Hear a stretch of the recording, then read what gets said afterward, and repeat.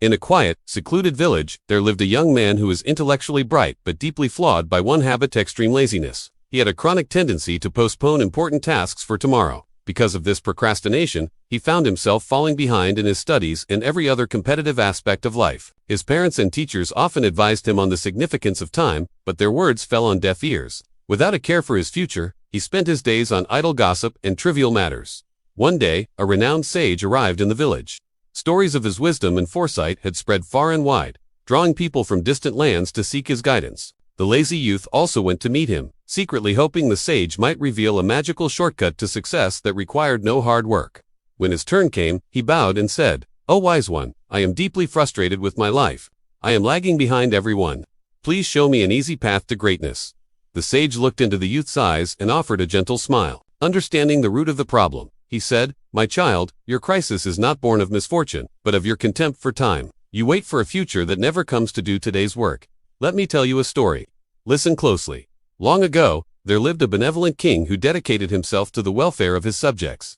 While hunting one day, he encountered an old school friend. The friend's condition was pitiable. He had no job, no money, and no respect in society. He spent his time blaming his fate for his misery.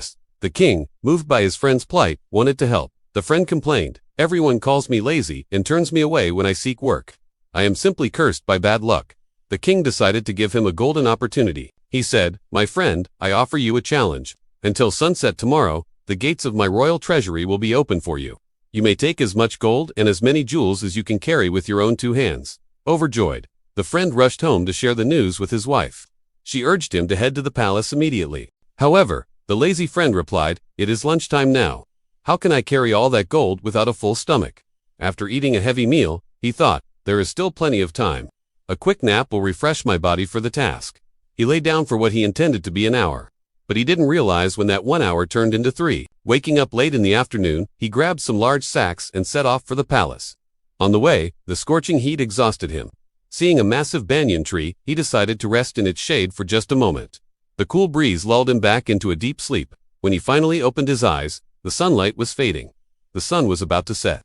He ran toward the palace in a frenzy, but alas, right before his eyes, the massive palace gates swung shut. Since the sun had set, the king's orders were final. Because of his laziness and disregard for time, he lost the chance to change his life forever.